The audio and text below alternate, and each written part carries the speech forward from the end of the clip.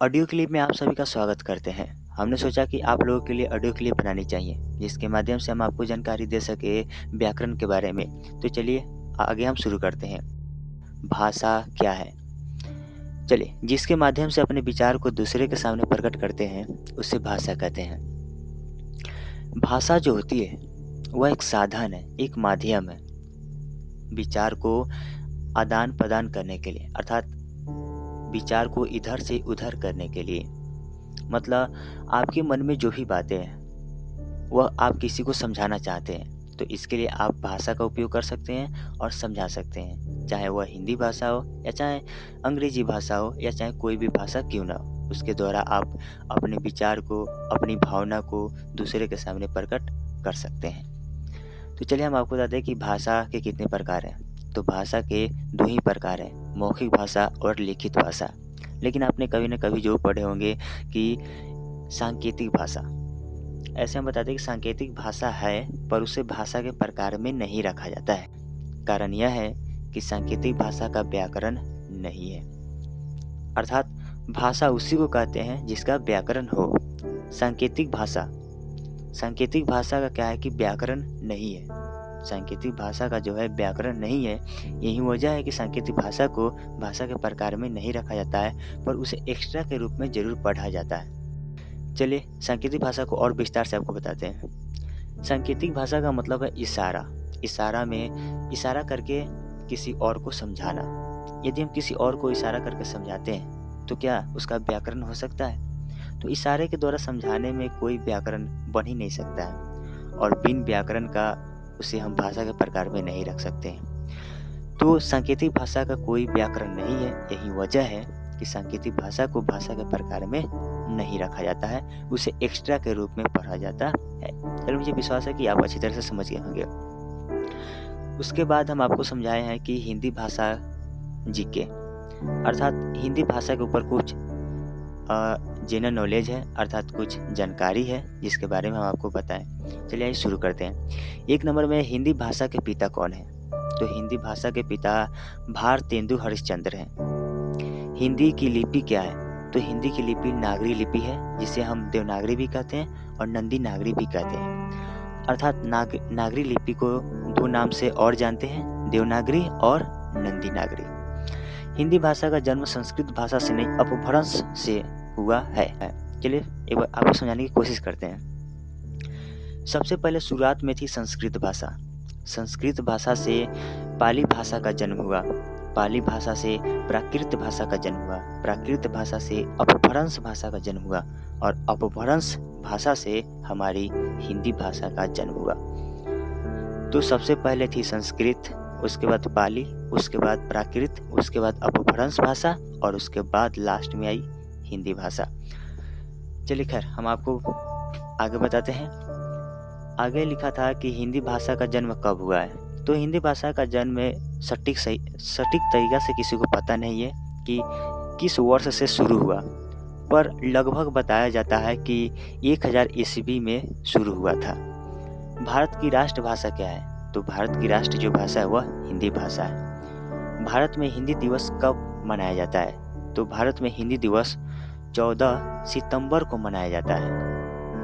विश्व में हिंदी दिवस कब मनाया जाता है? तो विश्व में हिंदी दिवस 10 जनवरी को मनाया जाता है। फिर आगे लिखा है भारत में पहली बार हिंदी दिवस मनाया गया 14 सितंबर 1949 को। यही वजह है कि 14 सितंबर को हिंदी दिवस मनाया जाता है।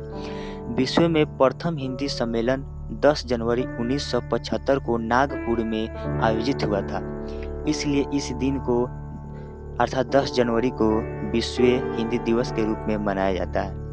कहने का मतलब है कि विश्व भर के जितने भी साहित्यकार थे वे सभी नागपुर में 10 जनवरी 1975 को आए हुए थे और हिंदी सम्मेलन किए। यही वजह है कि विश्व हिंदी दिवस 10 जनवरी को मनाया जाता है। चलिए ये हम आपको जानकारी दिए हैं जनरल नॉलेज के तौर पर। चलिए हम एक बार फिर से शुरू करते हैं। मौखिक भाषा। मौखिक भाषा क्या है? जिस भाषा के माध्यम से अपने विचार को दूसरे के सामने बोलकर प्रकट करते हैं उसे मौखिक भाषा कहते हैं। मतलब अपनी भावना को, अपने विचार को यदि बोलकर किसी के सामने प्रकट करते हैं, किसी को बतलाते हैं, तो उसे मौखिक भाषा कहते हैं। चलिए दूसरा दूसरा है लिखित भाषा। दूसरा नंबर पर क्या है? लिखित भाषा है। जिस भाषा के माध्यम से अपने विचार को दूसरे के सामने प्रकट करते हैं लिख कर, उसे हम लिखित भाषा कहते हैं। मतलब लिख कर किसी को कोई भी बातें बतलाना लिखित भाषा कहलाती है। जैसे कि पत्र पर लिखी गई बात, उससे जो पत्र पर जो भी लिखी गई बात होती है उसे हम लिखित भाषा कहते हैं। चलिए आगे हम आपको बता रहे थे कि हिंदी भाषा का जो जन्म हुआ है वह अपभ्रंश भाषा से तो हुआ है, लेकिन जो हिंदी शब्द ही न दी, यह जो शब्द है वह जो जन्म लिया है, जो शब्द वह फारसी भाषा से जन्म लिया है। चलिए फारसी भाषा से कैसे जन्म लिया है इसको हम अच्छी तरह से समझते हैं। तो हम आपको प्रश्न के रूप में दिए थे कि हिंदी भाषा का जन्म अपभ्रंश से ही क्यों हुआ, संस्कृत से क्यों नहीं हुआ। पहले हम इसे समझते हैं। संस्कृत प्रथम भाषा है, इसके बाद ही किसी भाषा का जन्म हुआ।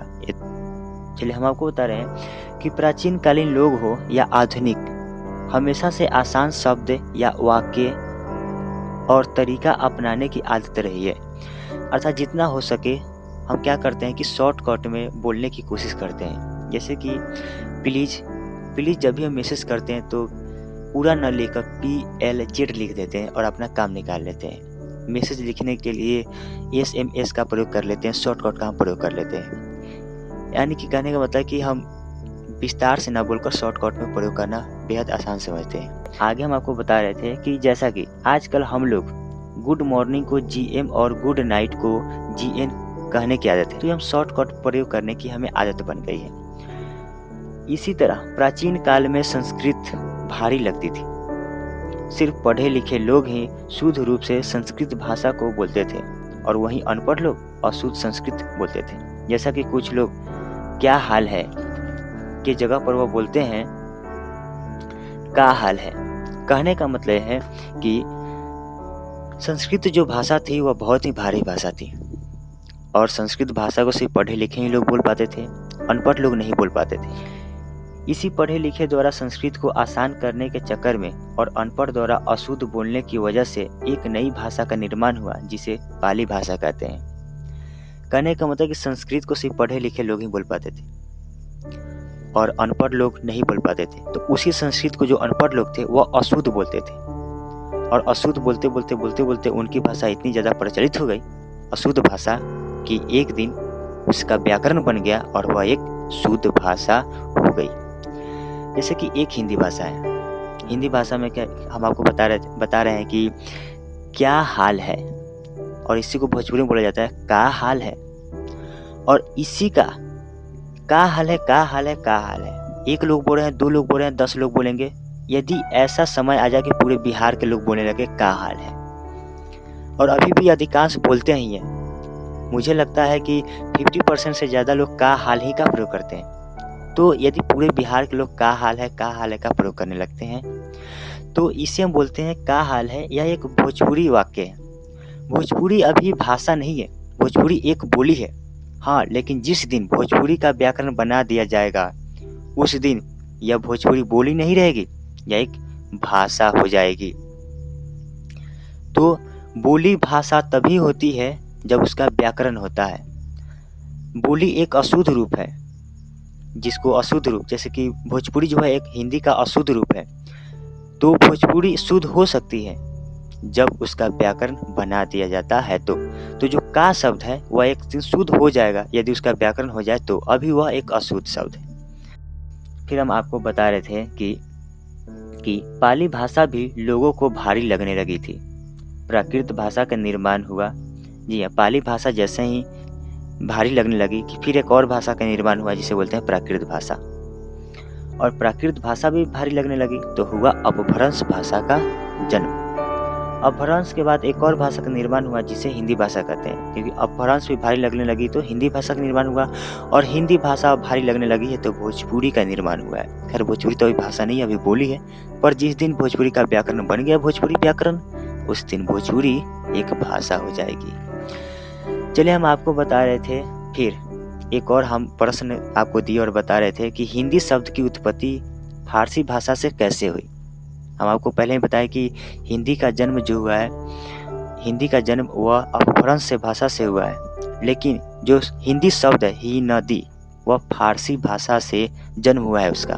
कैसे, चलिए हम आपको बताते हैं। उत्तर में है फारसी लोगों की आदत है स को ह और ध को द कहने की।